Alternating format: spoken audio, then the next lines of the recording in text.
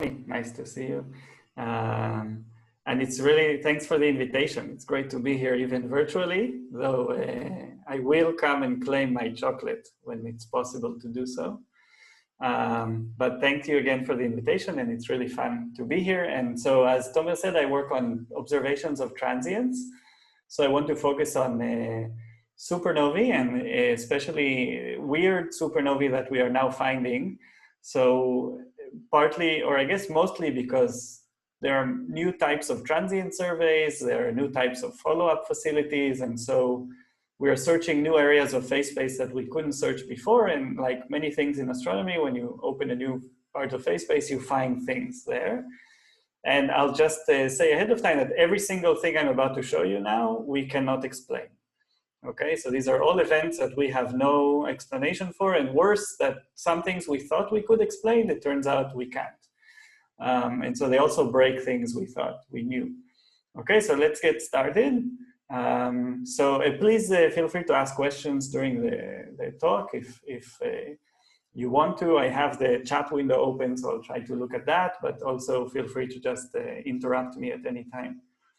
Okay, so one example of a new thing that we found, this is less opening a new part of phase space, but more, if you have supernovae that are super rare, or events that are super rare, like 1 in 1,000, and after you observe a few thousand supernovae, you start finding those things as well. So this is also because we just are observing many more events than before.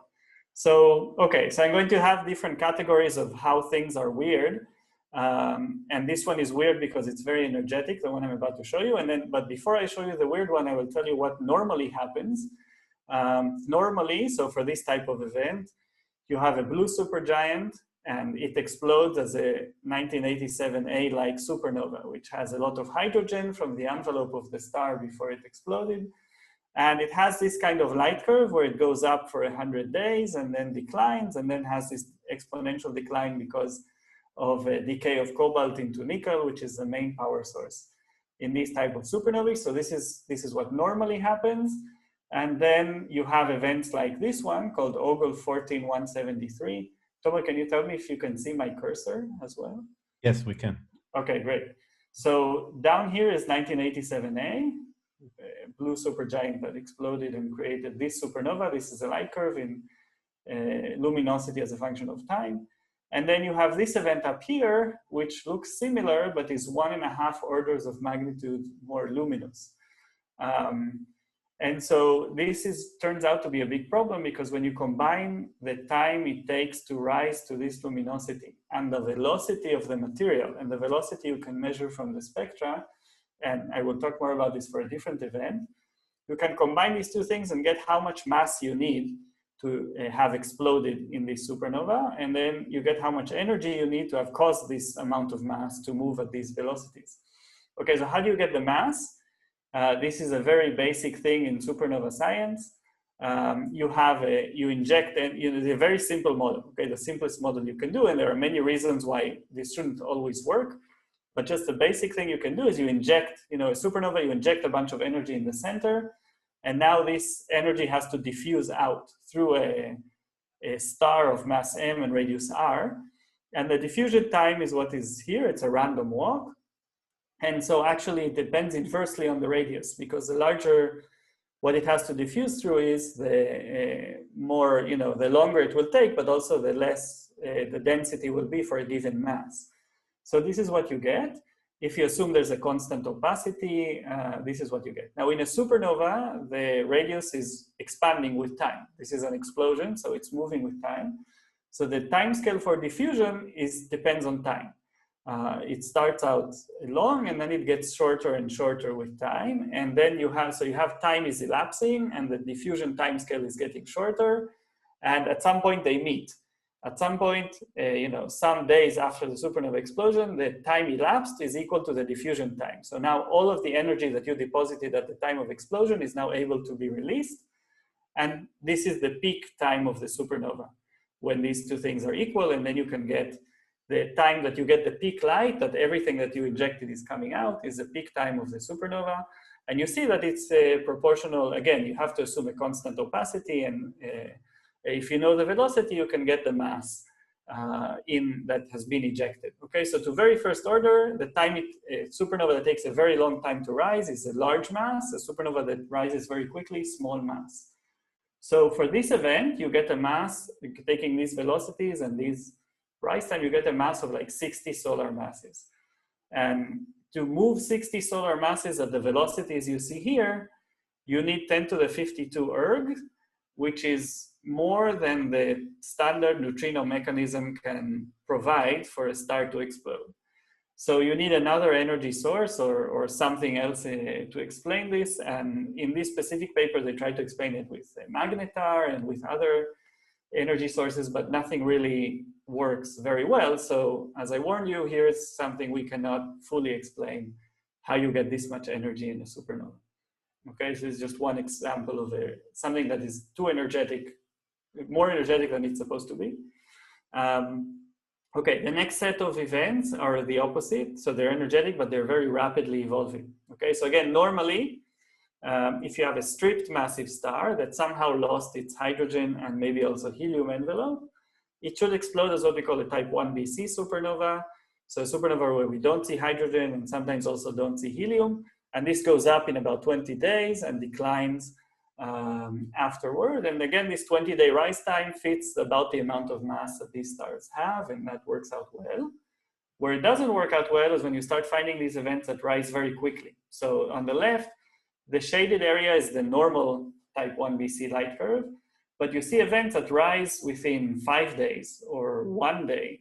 And so the ones on the left were like the first time this class was discovered of things that rise very, very quickly. And on the right, we found even more that rise as quickly, but even to higher luminosities. And this is even more puzzling because to get really high luminosities, if this is the canonical thing that powers the luminosity in a supernova is decay of radioactive nickel, you need a lot of nickel. But if the rise time is so fast, you are not allowed to have a lot of mass in general. Okay, so this is very perplexing, and I'll just say there are some examples of these events. This is taken from the Kepler, the K2 data, found this supernova that rose in 2 days to a very bright peak and then declined, and this is a fantastic data set we can't get from the ground, or we're never able to get of this type of this event. Okay, so again, what is the problem here? So here's a plot. You can put all of these, or transients in general, or supernovae in this plot that the x-axis is rise time it takes to rise to peak, and you can translate this to the top axis, which is the mass, again, with all the assumptions that I gave. So 10-day rise means about you have a solar mass of material, 20-day rise, you have a few solar masses, and so on. And you can look at the peak magnitude, how bright it got. Okay, and so there's an area in this phase space, the top left, where you have a fast rise, so you have a small amount of total mass, but you need to reach really high luminosities, so you need a high amount of nickel mass. And in fact, this whole part of this phase space, you need more nickel than total mass, which is, of course, doesn't make any sense, it's not physical. So you're not supposed to find any supernovae in this part of phase space that are powered by nickel decay, okay? Because the amount of nickel you need to reach this peak luminosity is more than the total amount of mass you're allowed to have it rise so quickly. Okay, so of course we find events in this part of phase space. Even close to the limit, you're not supposed to find them because it's very hard to have most of the mass be nickel, but definitely not on the other side. So here's the one from the event from Kepler. Here are the events I showed you before that were the first kind. Here are the events that we found that were even brighter.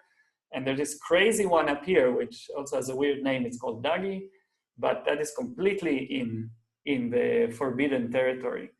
Okay, and here you have superluminous supernovae, which are very bright, but that's fine because they also are very slow. And so you have just a lot of mass, and it's legal, but it's not legal to have these luminosities with such short time scales.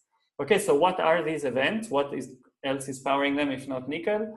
So to do that, you need to get spectra of these events, which is very challenging because they evolve so quickly, they rise really quickly and decline. It's very challenging to catch them in time to get a spectrum. But there are a few that we were able to do that for. And so one of the first ones, has a spectrum that kind of looks like a hydrogen-rich supernova, which was the last thing we were expecting to find because a hydrogen-rich supernovae have like 10 solar masses, so they can't rise so fast. but still weird. You see that the spectrum of this event in blue and the spectrum of a hydrogen-rich supernova in red, especially around the hydrogen feature, which is the important one, don't quite match, and we don't know what the meaning of this mismatch is. So we thought, okay, let's get a few more, and here's another event that a different group got a spectrum of, and this looks completely different. This looks like what is called the type broadline type 1c supernovae. These are stripped envelope supernovae with no hydrogen, no helium, with very high velocities. But they're usually not this rapidly evolving. There's this duggy one, this crazy one, shows no features at all, just a blue continuum that gets redder with time and no features, so we don't know what the velocities are there. And then there's another event that is blue and has broadline 1c features. Okay, so the bottom line here is every event we are able to get a spectrum of looks different. So probably there is more than one class of events here, but we still don't know what is powering them if it's not Nikat. So there are other options like magnetars or interaction with circumstellar material, but all of the existing models for those power sources fail to explain all of the properties of these events. And so we still don't know what they are, and we're still at a stage where we have too few spectroscopically confirmed events because each one is different. So there are apparently more classes than events we were able to take spectra of. So this is another reason it's important to have these rapid follow-up resources that we are now developing. Okay, and recently there was a famous one because it was super nearby called 2018 Cow, probably also famous because it has an easy to remember name. And it's over here deep in this forbidden territory, and it was at 65 megaparsecs, which is very nearby for transients. And so there's an amazing data set spectroscopically and photometrically of this event. So it rose very fast, it was very bright, and declined very fast as well. And again, the spectrum didn't look like any of the other ones. But there was a suggestion that actually the light curve looks like one of the most peculiar but known classes of supernovae called 1BNs. So the rise time is faster, the decline is faster, so it's not exactly, but it might be in the family. What characterizes 1BNs is that they have narrow helium lines in their spectrum. Okay, so the picture we have of what makes a supernova, this is a very rare class of supernova. What makes it is that you have some stripped star because you don't see hydrogen and you don't see a lot of helium. So it's somehow in the process of losing its helium envelope, and it explodes into this helium wind. And the narrow lines are coming from the wind before it is hit by the supernova that is illuminating it. And I put normally here in quotation marks because there's nothing really normal about these supernovae. First of all, it's very weird how you catch a star in this stage exploding. And secondly, the light curves of these supernovae, there are about 20 known in general, there are two that are very slowly evolving, but the rest are pretty rapidly evolving. And this is not what you expect if you have a power source from, if you have a supernova slamming into a wind. If you have a supernova slamming into a wind, you expect this to prolong the luminosity. And we see this when the wind is hydrogen rich. We have supernovae that are ejecting their hydrogen envelope and explode as this ejection happens. And these can last for years because you have all this hydrogen wind that the supernova is slamming into, and all these collisions generate energy, and this can power a supernova for a very long time. But for some reason, when it's helium and not hydrogen in the wind, they decline quite rapidly. And this is very not clear why. But there's another mystery about this class of events. Of the 20 known, one of them exploded here. What you see in the center is the brightest elliptical galaxy in a cluster, and the supernova exploded here, where you have really, this is HST data, where you have basically no indications of star formation at all. And so if this is supposed to come from a massive star that is losing its helium wind, how did it get there? And so there's actually quite a stringent limit on the star formation rate at this location, which is the lowest we've ever seen for any core collapse supernova. And so this brought up the question that in the title of this paper is that maybe this type of supernova is not even from a massive star at all. 1 in 20 happening in this region, would have to be really, really rare to catch it, whereas none of the thousands of known other core collapse supernovae happened in a region that was so starved of star formation. So, you know, this then raises the question, which star could explode that is not a massive star with a helium wind around it and create this unique class of supernovae. So we don't know the answer to that, but something to think about. Okay, so these events, as I said, are rare, and there are now more of them known, and we're finding more and more. And we are learning that it is probably a diverse class, but we're still really in the early stages of mapping what they are and how, what is the power mechanism, basically, is the question. So the phase space is being filled, but we don't know with what. So we're hoping that, more observations can help us. And you, sorry, you have to find these things very early. That is the first challenge. And then you have to get follow-up observations very early. That is the second challenge. Okay, so the fastest thing we've seen at these luminosities was the kilonova from 2017 from the neutron star merger. So just here you see light curves of what we thought was fast until then, and the kilonova just was like faster than anything. So it's here in the plot, which is fine because we know it did have only a few % of a solar mass ejected, and it's not powered by nickel decay, it's powered by our process element decay, so it doesn't, it's allowed to be in this part of the phase space. But there are other mysteries about this event that we still cannot answer, but I will skip this part because if you're interested, we can talk about it later in the discussion. There are still many mysteries about this event that we don't understand, even after like 1,000 papers were written about it or something, which I'm going to skip because I know many of us are sick and tired of hearing about this event. So it's okay. And if you have questions about it, we can come back to it later, but I just wanted to show it to you in the context of the supernovae that it was still like the most extreme type of transient we've seen in this respect. Okay, and even though we understand why it's here in this phase space, there are many things that we don't understand about the details of the emission. Or not so much the details, really the timescales of the emission still are hard to reconcile.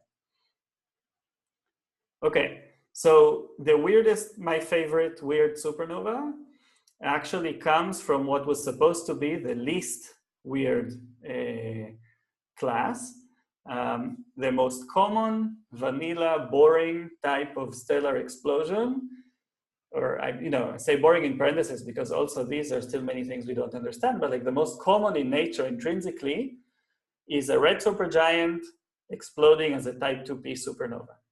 So you have this enormous, like several solar mass hydrogen envelope, and the core collapses and it sends a shockwave through the envelope. It ionizes all the hydrogen, and then it expands and cools. This takes roughly 100 days, almost exactly 100 days for different supernovae. The spread in this length of time is not as large as you would think. And during these 100 days, the hydrogen is recombining from the outside in, and as it recombines, it releases all the energy that was stored when the shock ionized it, and you get this flat light curve for like 100 days as this energy is released, and then it's all released and it just drops to a tail of, again, nickel decay, cobalt decaying into iron. So this is like the most common type of supernova, nothing mysterious about it. It's definitely not supposed to look like this. So in the bottom, in the dashed lines, you see a typical type 2p, which has this constant luminosity for 100 days and then decline. And in the top, you see this event called IPTF14 HLS, which looks nothing like that. It is brighter, it's much longer lived, and it has like 5 different peaks. Okay, no supernova has ever shown more than 2 peaks before. And so why am I even comparing this to type 2p? Because spectroscopically they are identical. So this is a spectrum of a typical type 2p. This big feature here is hydrogen, H alpha, and this is a spectrum of this weird event, and you see they're practically identical, except that the top one is what a typical 2p looks like a month after explosion. The bottom one is what it looked like much longer than that. And this is important because in supernovae spectra, they evolve with time quite rapidly. So you can see the most obvious thing that happens as time goes on. The earliest spectrum is at the top, the latest spectrum is at the bottom. The lines get narrower. Okay, lines get narrower because you're seeing further inward into the explosion. You have slowly moving material inside, you have rapidly moving material outside, the first thing that becomes transparent is the outside, and then slowly you are seeing inward and the lines get narrower, and this is all thought to be pretty well understood. For this event, that did not happen. We kept following it for 600 days, and the lines did not get narrower. And this is extremely hard to explain. And I will try to demonstrate why this is extremely hard to explain. Here's that information distilled into a velocity versus time plot. So this is the velocity that you see for different elements in a regular supernova. It's not that it's slowing down, it's that you're seeing further in compared to this supernova, which is basically, I mean, you're seeing further in, but you're not seeing slower velocities, which is very hard to explain, okay? Because you are seeing that the iron is moving slower than the hydrogen, which you expect. But then you expect to see this velocity in hydrogen later. Let me try to explain why this plot is just so impossible to understand. Okay, so supernova velocity measurements 101. You have an expanding sphere of material, but it's homologous expansion. So you have slow material inside, rapid material outside, and it's linear with the radius. Okay, and this is the first thing you need to know about supernova velocities. The second thing you need to know is that each element, the lines form at a different region, because you know, for hydrogen lines to form, you need a certain density. For iron lines to form, you need a different density and temperature. And so hydrogen lines form typically further out than where iron lines form. So if you just take a spectrum of a supernova at any given time, you will see hydrogen lines at higher velocities than you will see iron lines. Okay, this is normal, no problem with that. Now, okay, so that's the second thing you need to know. Different lines form in different places and so at different velocities. And the third and final thing you need to know is that as time goes on, you are seeing these conditions to forming the lines happen further inward in space. But you can, so further inward in mass. And so at a later time, you should, this is why the velocities go down, is because now the hydrogen is forming where the velocities are lower, because now this material has reached the conditions, has cooled down to the conditions where the lines form. So note that now you are seeing velocities in hydrogen where previously you saw velocities in iron. Okay, so this is a normal supernova, and this is how it behaves, and we thought we understood this pretty well. So again, your velocity plot is supposed to look something like this, and it does in every single supernova except this one, where at a certain time, say at 15 days, you're seeing hydrogen at some velocity, iron at some other velocity, and if you wait long enough, now you are seeing hydrogen where you saw iron before. Okay, but in this event, that doesn't happen because the lines are flat.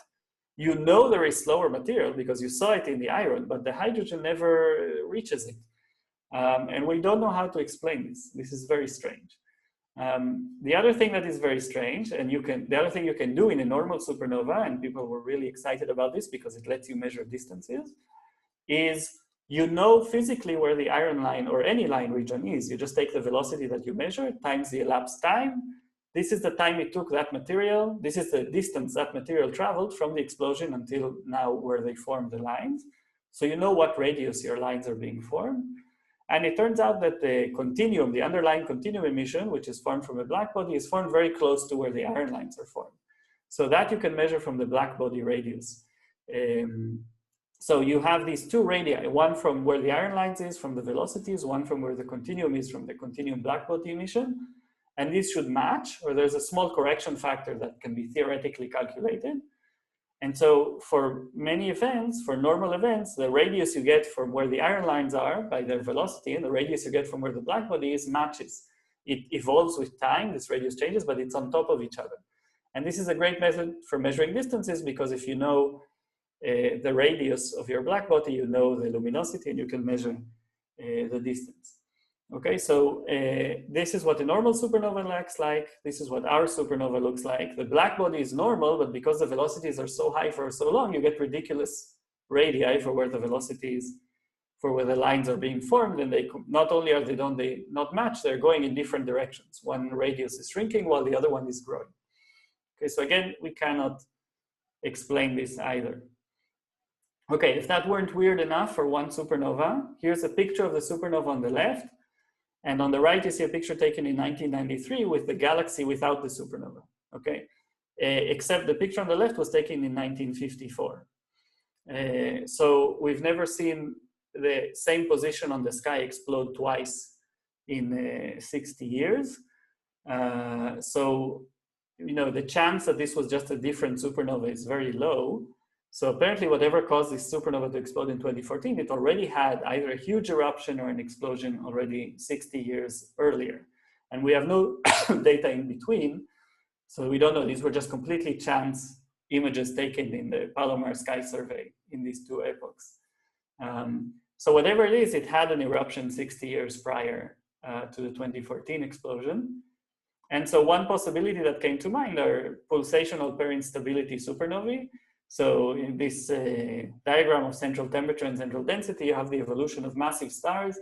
And the more massive they are, the more to the left they are. And like the really massive ones are supposed to enter this region of pair instability and just ignite, you know, start collapsing and ignite their oxygen cores. But there's this region in the middle where you have this pulsational pair instability, where it just grazes the instability region, maybe ejects some mass, has some eruption, and then it goes back to equilibrium, and it can do this several times before then continuing to normal core collapse, except now you're collapsing in and you're exploding into all of these shells that you released in the previous eruptions. So we thought maybe this is the first one of these, but then it would not make sense to see hydrogen when it does explode at the end, because the hydrogen should have been released in the first eruption. And we know the 2014 one was not the first eruption because there was at least one earlier, 160 years later. And even if that was the only one, the hydrogen should have been long gone by 2014. So it doesn't fit the models of pair instability or pulsational pair instability very well either. So in fact, people have tried to model this as magnetar, interaction powered, pulsational pair instability, many different things. Each model can explain very well a certain aspect of the observations of supernovae. None of them can explain all of the aspects together. And so again, this is probably something that is extremely rare, which is why we didn't see it until now. And as of like a month ago, some different survey found another one, which looks very similar to this one. So we're hoping if we can observe another one now and maybe get some more clues as to what is going on with these types of explosions. Okay, so I tried to keep it to half an hour, but I have other sections if you're interested in, just let me know. But to summarize this part, so we have these over-energetic supernovae that cannot be explained by the neutrino mechanism, and we don't know then how to explain them. We have these rapidly rising luminous transients, which they cannot be powered by nickel, which is a typical power source of supernovae, because you are required to have more nickel than total mass to explain the luminosity and high luminosity and short rise time. And then also, a subset of these events are these 1BN supernovae, which it's okay, but they are rapidly rising and luminous because they are powered by this interaction between the supernova and the helium. But then we don't know what their progenitors are because of this one event out of 20, which was in a region with completely no star formation. And then we had the extremely fast kilonova, which I skipped, but let me know if you want to hear more about, which taught us a lot of physics, but there are a lot of open questions. And here the observational challenge is the biggest because you need to find, the gravitational waves, they tell you it's somewhere in this like 100 square degree region if you're lucky. And in order to discern between the models of the different physics going on in such a merger, the models diverge in the first few hours of the event. And then the different models converge into the same kind of predictions. This one event, it took 10 hours to find. And at 10 hours already it's too late because all the different models tell you the same thing. This is not a coincidence because some of these models were written after the data was obtained, so they wrote them in order to fit the data that we have. But if we can have data from less than 10 hours after merger, we can discern which models are correct and which aren't.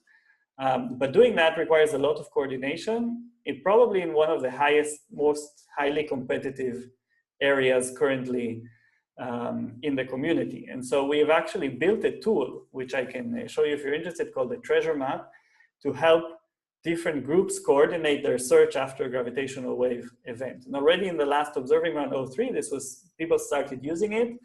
We were very happy. This requires people to share where they are searching on the sky in real time. and people can use this information to not duplicate the search.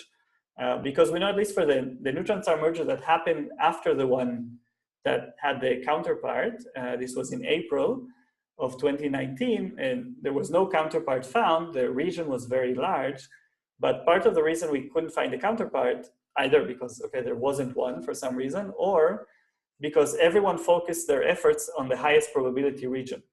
And so we ended up covering only like a quarter. We as the community ended up covering only like a quarter of the localization. Whereas if we would have spread out our observations, ideally, we could have covered the whole thing in a day. So we definitely need some coordination here. This is challenging technically and challenging culturally, but we think we have the solution for it with this treasure map system. And finally, we have these really bizarre events that I don't know what it teaches us yet, but I think it teaches us something. And once we can explain it, about maybe completely new progenitor and explosion channels that we didn't think of before. Okay, and all of this is just the beginning, because we are just now starting to have a ton of new facilities. So I'll just mention a few that I'm involved with, the Black Gem survey that also people here are involved in, which will do rapid cadence. Transients is not its only objective, but part of it. So all of these rapidly evolving transients is a huge, and of course gravitational wave follow-up is a huge science case for this new survey. Of course, the Rubin Observatory, LSST, is coming and will produce like millions of alerts every night for 10 years. And so there we will sure to find some interesting things. The question is, will we know that we found them? Because there will be so many other things as well. I work a lot with the Las Cumbres network, which is a robotic network of 22 telescopes around the world, which allows part of this rapid follow-up. So you can both get on something immediately and you can get on something continuously as the Earth rotates, which is also very useful. Also involved in this new spectrograph being built for the NTT, the New Technology Telescope in Chile, which will be, it's called SOX, stands for Son of Extrutor. So it's a mini extrutor for a 3.5 meter telescope, which gives you the blue all the way to the infrared in one shot, which will be, a lot of its time will be dedicated for transient classification and follow-up. And also in Israel, the Weizmann Institute here is leading a survey, a satellite, which is going to be a wide field UV imager. And so the idea is to do transient surveys in the UV. And many of the transients I showed you, the very early emission peaks in the UV. And there are many other things that peak in the UV. And so we were able to find many more. And of course, there's all the stuff we don't know about because we've never done, no one has ever done a wide field UV survey like this before. So I think this is very exciting, and I think all of these new phase spaces opening up, this is just the beginning, and there's much more to come. So thank you very much, and I'm happy to answer questions. Thank you very much, Iair. It was a really interesting talk. Yes, do we have any questions? Preferably from the students first, as always. Okay, while questions flow, I have a lot of backup questions here. I see one in the chat. Okay, good. Julia. Hi, thanks a lot for the very nice talk. I have a question about the last event you showed, so the one that you called very bizarre. Yes. You mentioned that it could be pulsational pair instability. But I was wondering, are you sure that this was the last explosion? Or might it happen again? Yeah, I mean, I am not making any bets on what this thing will do. We don't know, you're right, we don't know that this was the final explosion.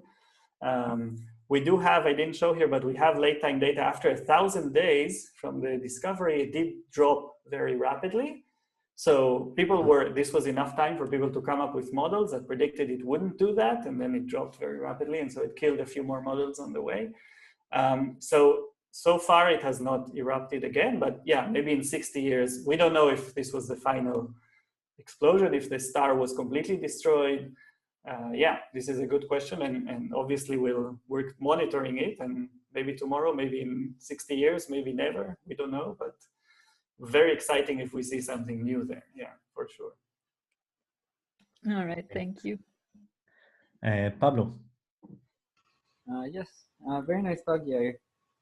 So I wanted to ask regarding the The 1BNs in particular, you were saying that a problem explaining them with interactions is that usually that prolongs the light curve. But would that be the case as well if you're interacting with a shell that was ejected, more or less a narrow shell rather than a continuous wind? Yeah, no, you're right. You're right. So it's not really, I guess, I would say it's a problem explaining them with interaction. It was just surprising because, yeah, you're right. Whatever the interaction is, it has to be different than when you have what are called the type 2N supernovae, which have the narrow lines of hydrogen. There it's probably continuous wind. But also, I mean, the thing there is that you get long-lived supernovae probably from a continuous wind and also short-lived. And like the light curves are just, you can get any light curve you want.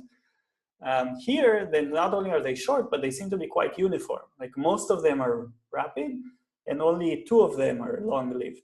So yeah, I think it could definitely be explained with a shell, but then you need to, so this is telling us that these progenitors, whatever they are, ejected a shell of helium, and most of them, they do that and not a continuous wind. And I think that would make it even harder to catch the supernova at the right time. But I mean, these are rare supernovae, so maybe that is possible, yeah. Yeah, so I mentioned this because I see pulsational pair instability everywhere. Yeah, maybe 1BNs are part of that, definitely. Right, giving some preference to PhD students, Luca? Sure. Yeah, hello. I also have a question regarding the last very weird event. What is the possibility that there were two nearly identical stars on wide orbits and they just exploded one after another? So you see just 2 explosions, but because of the similar location, you treat them as a single. Yeah, we thought about this, but then we would have seen in the spectra some superposition of like different supernovae at different epochs, right? So because in a normal supernova, the lines get narrower with time, if you give me a supernova spectrum, I can tell you what phase this is. And if you have 2 stars that exploded together, you should see a superposition of a star that exploded 100 days ago and a star that exploded maybe 20 days ago. Yes, but because the lines are narrowing down, if you have a wider lines that covers them over, then it's hard to distinguish except like very small spike at the top. Yeah, no, but so we simulated this and you still should have seen a more complex profile in the line. We have higher resolution spectra that we actually looked for narrow lines, either from interaction or from another explosion that was happening simultaneously. And we see none of that. And also the evolution here is so it is evolving. It is not that it's completely unevolving, it's evolving very smoothly, because we also thought maybe light echoes. But also that cannot explain the evolution that we see here. It doesn't look like, so in the light curve, I agree, it looks like a superposition of several supernovae. But in the spectra, it looks like one very smooth, very consistent, just very slowly evolving event, and not that you injected like different T0s along the way. So as far as we can tell, you can't reproduce the data with that kind of scenario. Thank you. But that's a good question. We thought about it as well. Sophia, you have a question? Yeah, I wanted to ask about the rapidly rising transients, the ones that are too quick to be explained by nickel. The mass of nickel that you need, or the mass that's too large to be nickel, depends on the model that you assume. So how much uncertainty does that introduce in where this line falls? Right. So this line should be a thick line. Or maybe, yeah, should have error region on top of it. I keep saying I should make this plot and I never do. But this is a good point. This is not a strict line. It definitely has some width to it, but things that are very far over here, you cannot explain with any of the nickel models, regardless of like nickel mixing, or you put the nickel outside rather than in the center. And so that's how you can shorten the diffusion times. At least all of the models that existed or exist until now, that when we discovered these first or second batch of events, every model that existed could not reproduce the light curve of these events, and some of them had the nickel outside, some of them had different assumptions, and it didn't work. I don't know if there's been newer things since then, but it's a pretty robust result that you cannot be very deep into this area. So our working assumption is that it's not nickel, it's something else, either magnetar power or interaction power. But again, there are things in the observation that don't match current models for those power sources. Thank you. Thank you very much. While maybe some other people are thinking of questions, I have a comment or a question related to Julia's, talking about this peculiar supernova with the 5 peaks that I guess you spent a lot of time talking about, but we haven't. So that when you show the spectra of the supernova that basically don't evolve or evolve very, very slowly, and you see that different lines form in different regions, this is really reminiscent of, you know, what we see in stars that have outflows, so constant outflows. So can it be that it's some kind of it's tempting to think of some kind of an LBV eruption or some kind of a phenomenon that is long lasting? I mean, why do you actually call it an eruption? What is it about it that makes it a supernova? Right. So yes, this is a very good point, which we thought about as well. And in fact, there's another team that wrote a follow-up paper saying maybe this is an outflow. This definitely solves the paradox I told you about the velocities, why they're not going in, because it's not an explosion, it's a continuous outflow of material. Now you need it to be an accelerating outflow because you're seeing hydrogen faster than iron. And you need it to look exactly like an exploding red supergiant in terms of the spectrum. And you need the energetics, right? So the total luminosity, if this is a super Eddington outflow, you get pretty crazy mass loss rates. Now, this is a rare event. We only knew of this one, and until a month ago, now we know of 2. So you're allowed to do crazy things to explain it. And this is definitely one possibility, that it's an outflow rather than explosion. But it would have, I mean, it would, maybe there's something very robust about this type of spectrum that looks, you can make it either by a red supergiant explosion or some kind of outflow, and, you know, all of the line profiles and the velocities and stuff look the same. With the high energetics, it may be possible, but I don't know, it would, I mean, it really masquerades like a type 2p supernova if you only take one spectrum. So if you can make this with an outflow, yeah, that would be a good way to explain the velocity puzzle. Okay, cool, thanks. Connie has a comment. I'm not sure if she doesn't want to speak it out. I see her. Yes, now. I Okay. was waiting for PhD students to get priority over me. That was why I typed it in. So if there are none, I'm just wondering, thanks, Iair. Are you using tests? And if so, how useful is it? Or how do you do it with a target of opportunity? And just to say that Plato will have that option as long as I can keep it in. I have to fight for it because it costs money. So we are searching for people to tell us to keep it in. Yes, okay. So I'm on board with that. Let me know what you did. TO options would be great. Yeah, so TESS is useful, but not, it's useful in the way that if there is a supernova discovered, then we go in TESS and see if it's in a TESS region, and we can get the TESS light curve. And there have been a few transients where this has happened, including another type of transients I study, tidal disruption events. But yeah, especially for rapidly evolving events, if there happens to be this coincidence, the TESS light curves are spectacular. But this is currently the way we use it, is we try to discuss, I mean, we have all sky surveys at the depth limit of TESS. So if there is a transient in the TESS sector that it's currently observing, it will appear in one of these transients, and then we wait for the TESS data and we can see the light curve from TESS, and it's very useful. And I think especially for these rapid transients, it will be very useful. So far, because these events are rare, I don't think there has been anyone that overlapped with the TESS sector. But in all of our transient searches, we have this flag that tells us if this happened to be simultaneously covered in a TESS field or not. But having a TO option would definitely increase the number of events that we can do this for. Okay, so then you have to write proposals in the case of Plato, because we don't have full frame images because it's an immense field of view. So be ready 2 years before launch when ESA makes a call to register with a TOO, where there is, of course, no object concrete list. Mm-hmm. But we need to get proposals in order to stop observing a boring star. Don't worry, you can count on me to write at least one of those. Yeah. Great. Does anyone else have any other questions?